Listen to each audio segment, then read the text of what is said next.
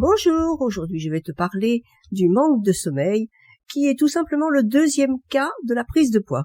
Tu manques de sommeil et tu dors mal. La conséquence à laquelle tu ne penses peut-être pas, c'est justement que tu prends du poids.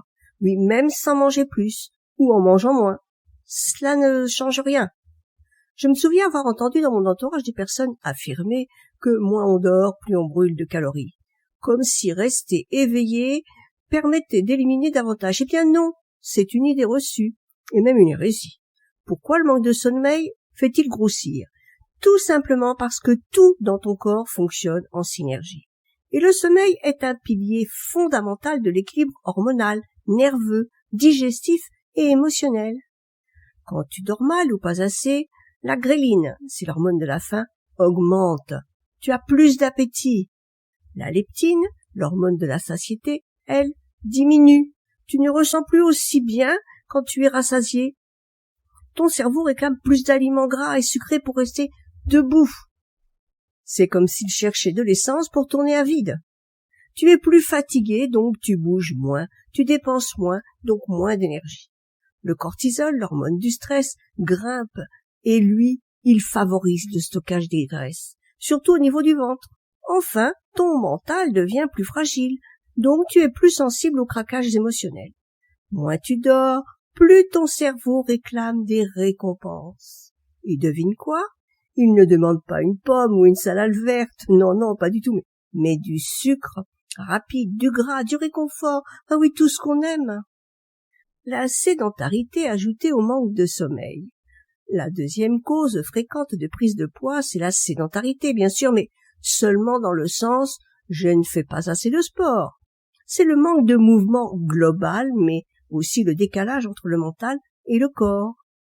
Le corps est fait pour bouger, il a besoin d'être habité, senti, stimulé. Quand tu vis dans ta tête, dans les ruminations, la charge mentale, les écrans, les pensées non-stop, tu oublies de ressentir ton corps, tu cesses de l'écouter.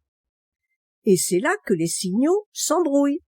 Manger sans faim, oublier de boire, repousser ton besoin de repos, chercher à remplir un vide sans savoir exactement lequel, ni par quoi. Le corps parle, mais le mental fait trop de bruit pour que tu l'entendes. En te connectant doucement ton attention à ton corps, respiration, étirement, marche, danse, méditation, tu vas petit à petit retrouver des repères. Et ça change tout, y compris sur la balance. Le dérèglement hormonal ajouté au manque de sommeil. Chez les femmes, c'est encore plus flagrant. Les hormones jouent un rôle énorme dans la prise ou la perte de poids. Il suffit d'un déséquilibre même léger pour tout chambouler. Et parfois, tu as beau faire tous les efforts du monde, rien ne bouge. C'est décourageant, je sais. Voici quelques situations fréquentes. Le syndrome prémenstruel. Envie de sucre, rétention d'eau, fatigue, prise de poids cyclique. La ménopause. Il y a baisse des estrogènes, le métabolisme est ralenti, le stockage abdominal devient plus important. La thyroïde, quand elle fatigue, le métabolisme ralentit. On appelle ça l'hypothyroïdie. Et tu prends du poids même en mangeant moins. Le cortisol, c'est l'hormone du stress. Taux élevé de cortisol, prise de graisse abdominale. L'insuline, un excès de sucre ou un stress chronique provoque une résistance à l'insuline. Le corps stocke au lieu de brûler. Et que dire des médicaments hormonaux, antidépresseurs et corticoïdes? Ils peuvent aussi provoquer une prise de poids parfois très difficile à contrôler. Mais ce n'est pas qu'une affaire de chiffres ou de glandes. Le lien entre hormones et estime de soi est important. Quand ton corps change malgré toi, tu ne comprends pas pourquoi tu grossis alors que tu fais attention. Tu peux vite perdre confiance, te sentir impuissant, dévalorisé. Ce mal entretient un cercle vicieux. Moins tu te sens bien, plus tu te critiques, plus tu te replies sur toi-même, plus tu cherches du réconfort dans la nourriture. Enfin, tu vois où je veux en venir. Comprendre ton corps, c'est aussi te redonner du pouvoir. Tu n'es pas folle ni nulle, tu es peut-être juste en déséquilibre. L'héritage familial et les croyances inconscientes ne manquent pas non plus d'agir. On ne mange pas que des aliments. On mange aussi des souvenirs, des croyances, des injonctions transmises dans l'enfance. Tu as sûrement déjà entendu « Il faut finir ton assiette. Un enfant en bonne santé, c'est un enfant bien potelé. Mieux vaut avoir des formes qu'être malade. Chez nous, on est costaud, c'est génétique. » Et les croyances, tu les as peut-être intégrées sans même t'en rendre compte.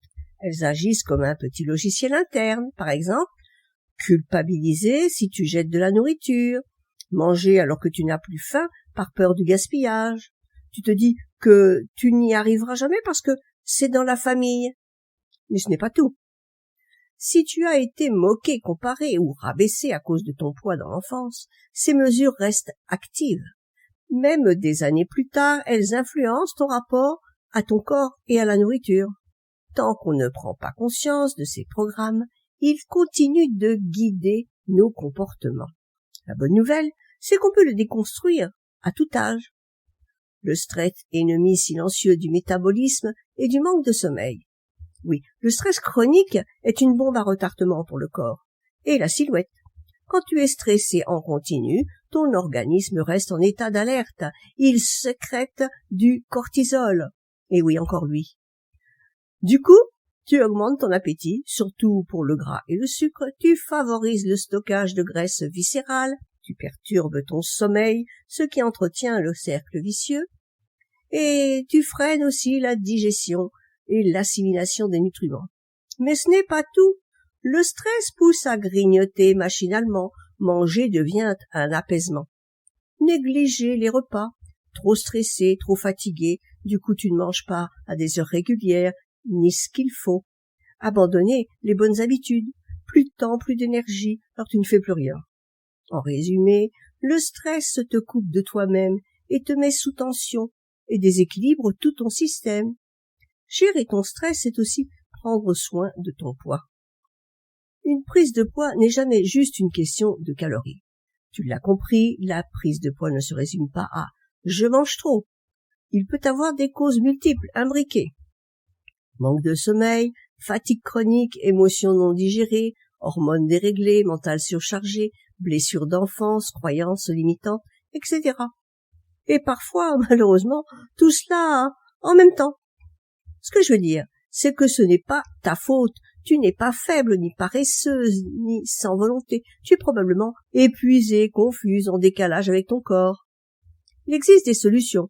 Pas des régimes, pas des privations, mais une connexion à toi-même. Pour cela, il va falloir que tu reprennes le pouvoir doucement. Voici quelques pistes concrètes pour commencer à inverser la tendance. Améliore ton sommeil. Instaure un vrai rituel du soir. Limite les écrans. Favorise la détente. Infusion, lecture, respiration. Bouge chaque jour. Pas forcément du sport intensif, la marche, les étirements, la danse de salon, le yoga doux, tout ça, c'est très bon. Et puis, c'est surtout ce qui compte, ce qui te fait plaisir. Observe aussi tes croyances. Note des phrases toutes faites qui reviennent. Je suis nul, je n'y arriverai jamais, etc. Demande-toi, est-ce que c'est vrai? En général, c'est non. Tu dois ralentir. Accorde-toi des pauses, du silence, des moments pour respirer, digérer, ressentir. Réapprends à écouter ton corps. Faim réel ou émotion? Besoin de repas ou d'un carré de chocolat? Entoure-toi de bienveillance. Fuis les discours culpabilisants. Choisis des sources qui t'élèvent, t'encouragent, t'inspirent. En résumé, la prise de poids n'est pas une fatalité, mais c'est un message de ton corps, de ton cœur, de ton histoire. Et ce message mérite d'être entendu avec douceur, pas avec violence.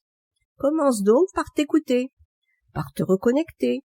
Petit à petit, tu retrouveras ton équilibre et tu verras que ton corps suivra. Je te recommande une solution douce qui agit sur le mental. Il te suffit de cliquer pour la découvrir. On se retrouve très vite dans le prochain podcast.